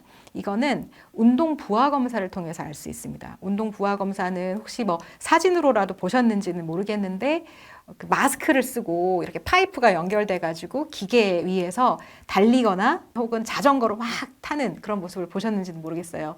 그 운동이 운동 부하 검사거든요. 운동 부하 검사는 내가 이제 운동의 강도를 높여서 점점 진행을 하면서 내가 들이마신 산소 그리고 내가 내뿜은 이산화탄소와 산소 농도 이것을 보고 내 몸에서 얼마나 산소가 쓰였는지를 보고 내가 이런 강도에서 운동을 할 때 내가 이 정도의 산소를 쓰는구나. 그리고 내가 더 이상은 아무리 공기 중에 산소가 많아도 더 이상 내 몸에서는 산소를 쓸 수 없구나. 이게 나의 한계치구나라는 것을 이제 테스트하는 검사인데요. 그 검사에서 나오는 여러 가지 수치들이 있는데 그 수치 중에 하나가 젖산역치라는 수치가 있습니다. 그래서 이것은 이제 내 몸에서 운동을 하면 대사를 통해 가지고 젖산이라는 물질이 나오게 되는데 이 젖산을 내가 처리를 하게 되거든요. 운동을 하는 동안에도. 그런데 젖산을 처리하는 나의 몸의 시스템과 젖산이 만들어지는 속도와 이걸 비교했을 때 이제 내 몸이 처리해내는 능력보다 젖산이 나오는 속도가 더 빨라지면 혈중 젖산의 농도가 계속 올라갑니다. 그렇게 되면 그 젖산 농도가 급격히 올라가는 어떤 타임 포인트를 젖산 역치라고 우리가 부르고 그때 이제 운동 강도가 나의 젖산 역치 값이 되는데 그 값이 나와야만 존을 구분할 수가 있습니다. 그런데 이 운동 부하 검사는 저도 안 해봤거든요. 이게 굉장히 하기가 어렵고 아주 제대로 된 장비와 시스템이 있어야만 정확한 결과를 분석할 수 있어서, 그래서 일반인이 나의 존 2, 뭐 나의 존 1 이런 것들을 구분하는 방법은 사실 이제 스마트워치나 이런 데 있는 심박수예요. 그래서 유산소 운동은 이제 운동 강도를 기준하는 가장 쉬운 방법 중에 하나가 심박수인데요. 근데 이제 심박수를 가지고 운동 강도를 이제 나누고, 보통 심박수의 뭐 최대 심박수의 몇 퍼센트 혹은 뭐 하트레이트 리저브라고 해가지고 그거의 뭐 몇 퍼센트에 해당되는 구간으로 나눌 수가 있습니다. 그런데 실제로 이렇게 구해진 존 2는 아까 말했던 운동 부하 검사를 통해서 알게 된 존 2와 상당히 불일치합니다. 그래서 내 심박수의 존 2는 여기서부터 여기까지라고 하던데, 이렇게 해서 그 구간에만 내가 운동을 해야만 된다, 이렇게 하는 것 자체는 기본적으로 이제 그 출발점이 틀린 거죠. 잘못된 기준을 가지고 내가 나의 존투를 했으니까. 그래서 사실 존투라는 개념은 일반인이 그렇게 뭐 통상적으로 이렇게 할 수 있는 그런 개념은 아닙니다. 그런데 이제 갑자기 사람들 사이에서 입에서 입으로 존투라는 것이 유행이 되면서 지금은 존투 러닝이 굉장히 흥행을 하는데, 이거는 쉽게 말하면 저강도 유산소 운동이거든요. 근데 이제 걷기보다는 약간 고강도이면서 그렇다고 중강도를 진입하지는 않는 그 정도의 이제 저강도, 낮은 강도의 뭐 달리기, 낮은 강도의 수영 뭐 이렇게 되는데, 우리가 예를 들면 달걀이 좋다 해서 달걀만 먹지는 않잖아요. 그리고 달걀만 먹을 수도 없고요. 달걀이 분명히 좋긴 하지만 달걀이 줄 수 없는 효과도 있고, 또 다른 음식이나 다른 걸 먹어야만 하는 경우도 있고 이렇잖아요. 마찬가지 개념입니다. 여러분들이 존 2가 좋다고 했을 때, 존 2가 좋다는 말은 존 2에서 얻을 수 있는 긍정적인 효과가 있다는 거지, 존 2만 해야 된다는 뜻은 아닙니다. 존 2에서 얻을 수 있는 긍정적인 효과가 있더라도, 뭐 대사 개선이라든지 유산소 능력 향상이라든지 이런 게 있다 하더라도, 존 3, 존 4 이런 운동들도 똑같이 또 다른 종류의 효과들이 있을 수 있거든요. 근데 사람이 어떤 한 음식만 먹고, 아무리 좋은 음식이더라도 그 음식만 먹고 살 수 없듯이, 운동도 특정 운동만 해가지고 좋을 수는 없어요. 제가 아무리 달리기가 좋다고 얘기를 하지만 달리기만 하라고 하진 않거든요. 저도 달리기만 하지도 않고요. 그래서 그런 개념으로 접근을 하셔야지, 존투가 좋대, 아니면 존투만 해야 돼, 이렇게 하시는 것은 달리기가 좋대, 다른 운동 다 필요 없고 달리기만 해야 돼 라고 얘기하는 것과 똑같습니다.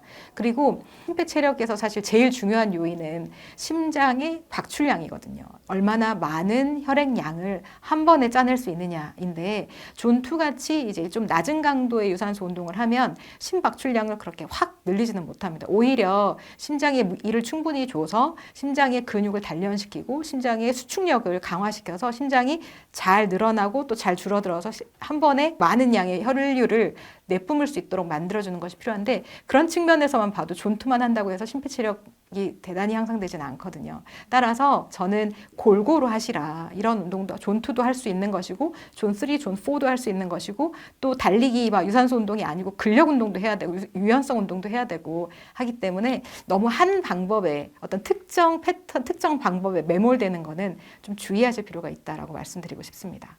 기록도 단축하고 부상도 덜 유발시키고 특정 착지법이 그러냐를 많은 연구들을 해서 했는데, 기록도 단축하지 않고 부상도 예방하지 않는다, 이것이 이제 현재의 결론이고요. 시간적으로는 그러면 내가 하프를 뛴 지 얼마 만에 풀코스 대회를 나갈 수 있나요? 이렇게 하는데 그건 사실 간단한 문제는 아니어서, 본인이 지금 현재 몸 상태가 어떤지를 모르고 일단 무작정 달리게 되면 좀 위험해질 수가 있거든요. 풀코스를 내가 뛸 수 있느냐 없느냐는, 우리나라에 이제 달리기를 배우시는 많은 분들이 혹은 달리는 분들이 착지법에 신경을 많이 씁니다. 그래서 내가 하는 착지가 과연 맞는 방법인가? 내가 혹시 잘못된 착지를 함으로써 어디가 아픈 건 아닐까? 내가 이 착지를 바꾸면 더 잘 뛰고 기록이 잘 나오지 않을까? 이런 생각들을 많이 하시는데요. 착지법에는 대표적으로 이제 forefoot, midfoot, 그리고 rearfoot, 저희가 힐 착지라고 하는 그 세 가지가 있습니다. 그래서 발이 땅에 닿을 때 어느 부분이 가장 먼저 닿느냐에 따라서 이제 그렇게 세 개로 구분을 하는데, 최근에 유행했던 그 착지법, 우리나라에서만 유행했던 착지법은 미드풋인데요. 이 미드풋 착지를 반드시 해야 되는 것처럼 많이들 이제 생각을 하시는 경우들이 많습니다.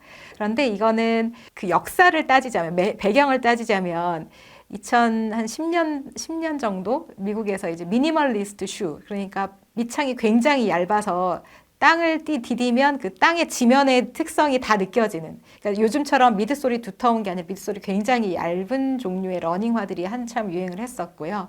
그게 유행했던 이유는 그때 당시에 이제 크리스토퍼 맥두걸이라는 사람이 Born to Run이라는 책을 썼어요. 근데 그 책에서 그 사람이 뭘 얘기했냐면 아프리카의 원주민들은 맨발로 뛰고 그 맨발로 뛰는 사람들이 현대인, 뭐 서구의 사람들보다 훨씬 잘 뛴다. 근데 그 사람들이 더 잘 뛰는 이유는 맨발로 뛰었기 때문이고 맨발로 뛰면 자연스럽게 나오는 착지는 미드풋이다.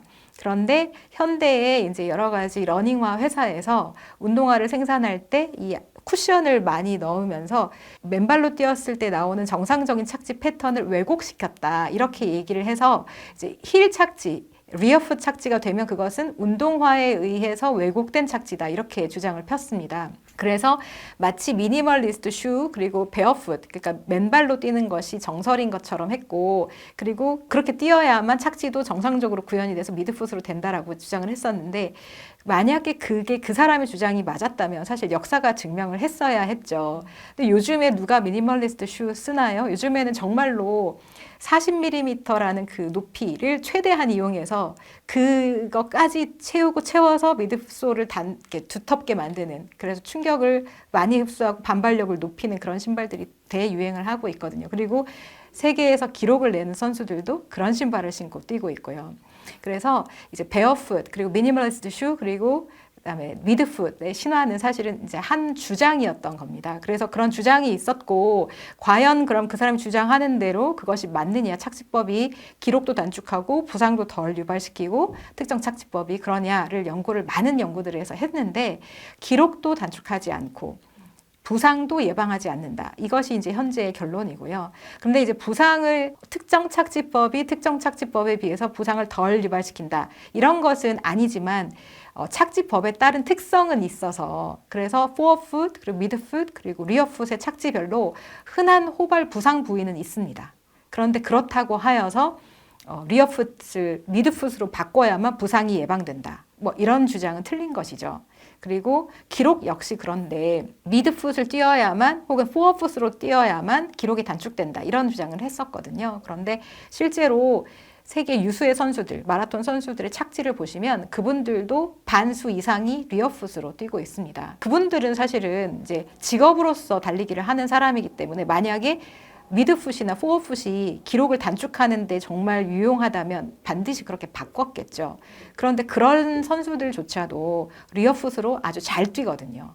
리어풋으로 우승도 하고 리어풋으로 금메달 따고 기록도 세우고 이렇거든요. 그렇기 때문에 일반인 러너인 우리가 그분들도 하지 않는, 그 선수들도 하지 않는데 저희가 미드풋을 굳이 할 이유는 없다. 그래서 기록이나 어떤 부상 이런 것과 관련이 없으므로 내 몸에서 그냥 달려지는 대로 착지가 나오는 대로 뛰면 그것이 나에게 맞는 것이고, 만약에 어떤 착지법으로 뛰었는데 나한테 맞지 않는 것 같다라고 했을 때는 바꿀 필요가 있지만, 지금 현재 아무 문제도 만약에 그 착지법으로 인해서 나오지 않고 있다면 착지를 굳이 바꿀 이유는 없다라는 것이 맞는 말이고요.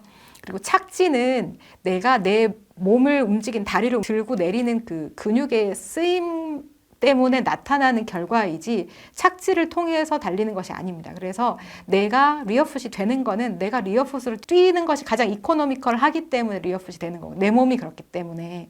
그래서 굳이 내 몸과 맞지 않는, 이코노미컬하지 않는 다른 착지로 바꾸는 것은 오히려 손해일 가능성이 높다. 이렇게 보시면 됩니다. 달리다가 이런 궁금증이 생긴다고 말씀하시는 분들이 많아요. 그래서 달리다가 힘들 때 쉬어야 되나? 아니면 힘든 걸 참고 계속 달려야 하나? 이런 걸 궁금해하시는 분들이 많은데, 그리고 이제 대회 때도 급수대에서 서서 물을 마셔야 하는지 아니면 계속 달리면서 그냥 물을 마셔야 되는지, 어떤 것이 맞는지 이런 것들 궁금해하시는 분들이 많은데요. 일단 섰다가 다시 가는 건 그냥 달리는 것보다 힘든 건 맞습니다. 그러니까 우리가 약간 이거를 비유를 하자면 차가 급감속 급가속 하는 거랑 비슷해요. 그러니까 예를 들면 우리가 경제적인 운전을 하려면 정속도로 유지를 해라 이렇게 말하는 것처럼, 멈췄다가 다시 서면 내 몸에 이제 관성이 있기 때문에 멈추는 데도 힘이 들고 다시 그 멈췄던 상태에서 다시 달려나가는 데도 힘이 들어서 에너지 소모 측면에서는 비효율적인 게 맞습니다. 그래서 만약에 달리는 대회에서 멈췄다가 다시 뛰어야 하느냐를 했을 때는 이왕이면 걷지 않고 멈추지 않고 계속 달리면서 급수를 하거나 달리면서 계속 어쨌든 그 페이스는 유지해 나가는 것이 유리하다라는 말씀을 드리겠고요. 그러나 내가 그냥 일상적으로 뛸 때는 기록에 상관없이 그냥 내가 뛰는 거 자유롭게 뛰는 것이기 때문에 그때는 필요에 따라서는 얼마든지 쉬어도 됩니다. 쉬어도 되고요. 특히 그 지속주도 있고요. 그러니까 같은 페이스로 일정 시간을 쭉 뛰는 그런 훈련법도 있고 또 일부러 변속주를 해서 빨리 했다가 느렸다가 빨리 했다 느렸다 하는 그런 주법도 있고요. 그래서 훈련법이 다양하듯이 이거는 그냥 내가 그냥 평상시에 뛰는 거라면 멈추고 다시 뛰어도 되고 훈련법이 다양한 만큼 내가 뛰는 방식도 다양하게 할 수 있습니다. 나에게 맞게 하면 되고요.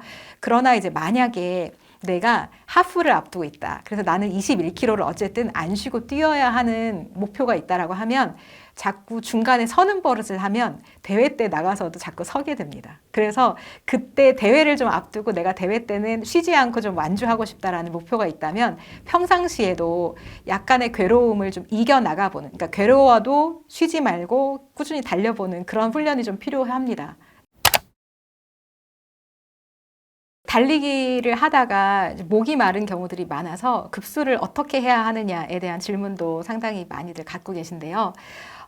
달리기의 경험이나 이런 것들에 따라서 사람마다 개인차는 상당히 있습니다. 그리고 땀이 많이 나는 사람과 땀이 좀 안 나는 사람도 또 차이가 있고요. 그래서 사실 본인의 경험을 좀 쌓아보는 것이 필요한데 내가 얼마를 달리면 또 어느 계절에 달리느냐도 또 중요하거든요. 겨울철에는 물 마실 일이 별로 없고 여름철에는 정말 급수가 중요하고 이렇습니다. 그래서 결국 내가 어떤 시간마다 얼마나 탈수가 되느냐 에 따라서 그 물 마시는 급수의 간격이나 양은 달라질 수가 있을 것 같아요. 그래서 평소에는 일단 초보의 경우는 나의 경험치가 적기 때문에 내가 어떤 사람인지 아직 내가 파악이 안 됐기 때문에 일단 물을 어느 정도 준비를 하시는 것이 좋다. 뭐 5km 같이 뭐 짧게 달리는 것이 아니라면 좀 길게 내가 달려본다 그럴 때는 물을 일부러 준비를 하시거나 혹은 주로에 급수를 할 만한 장소가 있는 주로를 택하시는 것도 좋고 주변에 편의점이 있는 코스를 택하시는 것도 좋은 방법입니다. 대회에서의 급수는 좀 사람마다 다를 수 있는데요. 대회는 평소 달리는 것보다는 어쨌든 좀 빠른 속도로 달리게 되고 그 다음에 이제 대부분의 대회가 급수대라는 거를 설치를 해두었기 때문에 급수대가 이제 정말 잘해놓은 대회는 뭐 예를 들면 보스턴 마라톤 이런 데는 1마일마다 하나씩 있거든요. 그러니까 1.6km마다 하나씩 있어요. 그러니까 내가 맘만 먹으면 1.6km마다 사실 물을 계속 먹을 수 있는 그런 좋은 환경인 거고 그러나 그건 의무가 아니기 때문에 내가 괜찮다 그러면 넘어갈 수도 있는 거잖아요. 근데 우리나라 대회는 잘 된 대회가 한 5km에 하나 정도 있습니다, 보통. 그러니까 5km 정도는 내가 급수를 하지 않고 버틸 수 있어야 하는데 만약에 내가 그 정도가 버티기 어렵다 그러면 내가 이제 물을 들고 뛰어야 하는 것이고 그리고 만약에 그 정도 버틸 수 있는 정도로 훈련이 되었다 하면 급수대만 이용해도 되는 것이죠. 그래서 급수대는 저는 웬만하면 가급적이면 많이 이용하라. 그래서 순간순간마다 조금씩 계속 축여주는 것이 중요하다라는 말씀을 드리겠고 근데 풀코스 같은 경우는 이제 뭐 예를 들면 마일마다 이게 급수대가 있고 매 마일마다 급수를 하면 나중에는 이제 물이 출렁출렁 거리고 소변이 마려울 수도 있고 해서 불편합니다. 배도 부르고요. 그래서 물은 보통은 한두 모금, 저는 한 모금 정도 마시고 그냥 버리는데 한 모금 정도 입을 축일 정도만 마셔도 보통 괜찮은 경우가 많고 이제 거리가 짧다면 내가 많이 마셔도 그 먹는 횟수가 적으니까 거리가 짧다면 좀 더 많이 마셔도 된다. 이렇게 말씀드릴 수 있겠습니다. 달리기 대회가 5km부터 보통 있고 이제 길게는 풀코스가 있고 사실 풀코스를 넘는 길이 울트라 마라톤도 있는데 울트라 마라톤은 이제 정말 경험 많으신 분들이 하니까 저희가 이제 보통 풀코스 마라톤까지 생각을 하잖아요. 그래서 보통 5km부터 시작을 하거나 혹은 10km 대회를 나가는 것부터 대회 참가를 시작을 하시고 그 다음 단계 이제 생각하시는 게 하프 그리고 이제 풀 이렇게 되는데요. 보통 5km 정도는 일반인은 그냥 나가도 된다. 저는 그렇게 보통 말씀을 드립니다. 주변 사람들께. 그래서 5km 정도는 한번 나가봐라. 그렇게 하는데 이제 사실 초보자들이 본인이 지금 현재 몸 상태가 어떤지를 모르고 일단 무작정 달리게 되면 좀 위험해질 수가 있거든요. 특히 대회는 많은 사람들이 옆에서 막 빨리 달리기 때문에 나도 그렇게 따라가기가 쉽습니다. 휩쓸려 가기가 쉬운데 내가 운동 경험이 없고 운동을 평소에 하지 않았던 사람이 갑자기 대회를 나가서 뛰면 상당히 위험할 수 있습니다. 고강도 고강도 운동이 되기 때문에 안 하던 고강도를 갑자기 하는 거라 내 심장에도 부하가 많이 걸리고 해서 좀 위험한 상태가 될 수 있기 때문에 처음에 대회를 나갈 때에는 일단 무리하지 않는 범위 내에서 속도를 내서 그냥 달리기 완주하는 거에 목표를 좀 세우시고 그렇게 하면 될 것 같고요. 5km 정도는 그냥 나가셔도 된다. 근데 10km 정도는 1시간 정도는 뛰어야 하기 때문에 그거는 달리기를 어느 정도 하셨을 때 10km 대회를 나가라고 말씀드리는데 보통 쉬지 않고 한 30분 정도 뛸 수 있는 정도가 되었다면 10km 대회 정도는 참가가 가능할 거라고 봅니다. 그래서 그 정도라면 한번 10km를 대회를 나가시는데 역시 10km 대회가 처음이다라고 했을 때에는 무리하면 안 된다. 첫 대회에서는. 첫 대회는 그냥 완주를 목표로 내가 이 대회에서 이렇게 재미있고 즐겁게 뛸 수 있구나라는 경험을 하는 것이지 처음부터 기록 세우고 남들만큼 뛰겠다라는 것은 위험할 수 있다라는 것도 기억해 주셨으면 좋겠고요. 10km에서 하프를 넘어가는 것도 사실 그렇게 장애물이 없습니다.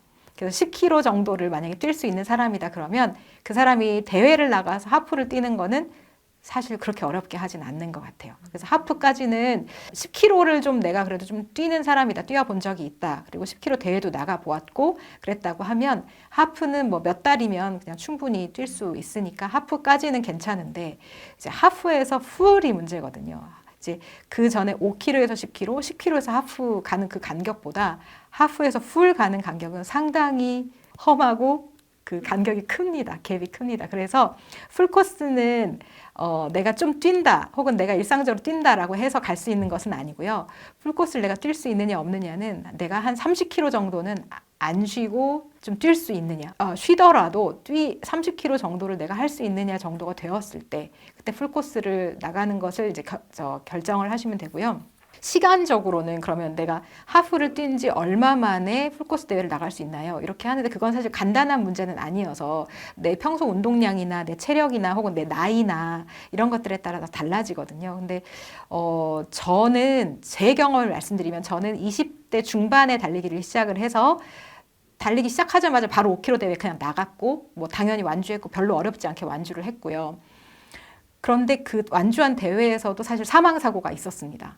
한 40대 남성분이 사망하시는 경우가 있었고, 그래서 이제 그런 일은 없어야 되는데, 그리고 5km 대회 나간 후에 10km도 뭐 몇 달 안 걸려서 바로 나갔던 것 같습니다. 그래서 10km도 바로 나갔고요. 하프도 그 해에 나갔습니다. 제가 2003년에 달리기 시작했는데 하프도 2003년 가을에 나갔거든요. 그러니까 5km, 10km 하프까지는 무난하게 쭉 진행을 하는데 이제 아마 풀도 나갈 수 있었을 것 같은데 저는 이제 그런 어떤 사건이 발생할까 봐 되게 겁이 많고 좀 최대한 좀 보수적으로 접근을 하자 이래가지고 풀은 2년 후에 나가서 2005년에 나갔거든요. 근데 풀 코스 나갔을 때 처음에 나갔을 때는 정말 천천히 달렸고요. 그래서 4시간 넘는 기록으로 굉장히 일부러 천천히 달렸습니다. 그래서 항상 달리기 대회를 나가면 흥분하게 마련인데 첫 대회만큼은 완주의 목표를 두시고 천천히 달려라 이런 말씀을 드리고 싶고 풀 코스는 준비가 많이 필요하다. 그래서 풀 코스는 좀 충분히 내 몸이 어느 정도 준비됐을 때 달리는 것이 좋다. 그래서 처음부터 풀코스를 등록을 하거나 풀코스 신청하는 일은 안 하셨으면 좋겠다라고 말씀드려요. 달리기를 매일 하는 분도 계시고 그다음에 뭐 격일로 하시는 분들도 계시고 이렇습니다. 그래서 사람마다 루틴이 좀 다른데요. 저는 달리기를 매일 하던 때도 있었고 일주일 7일을 하던 때도 있었고 또 격일 하는 때도 있고 이게 이제 저도 약간 제가 20년 넘게 달리기를 했지만 항상 즐겁거나 항상 재밌지는 않고 어떤 때는 너무너무 달리고 싶지만 또 어떤 때는 달리기가 좀 슬쩍 싫어지기도 하고 귀찮아지기도 하고 이럴 때가 있고 또 바쁠 때도 있고 이래서 사실 저도 이제 왔다 갔다 하는데요. 제가 매일 달렸을 때에는 사실 무릎이 좀 아프기 시작했어요. 매일 달렸을 때는. 그러니까 하루도 쉬지 않고 매일 달릴 때는 결국 그렇게 달리다 보면 무릎이 조금 아픈 순간이 왔었습니다. 근데 이거는 저의 경험이고 다들 그렇다는 것은 아니고요. 그러니까 내가 이렇게 달렸을 때 내 몸이 이것을 견뎌내느냐 혹은 내 몸에 무리가 가기 시작하느냐를 좀 보실 필요가 있습니다.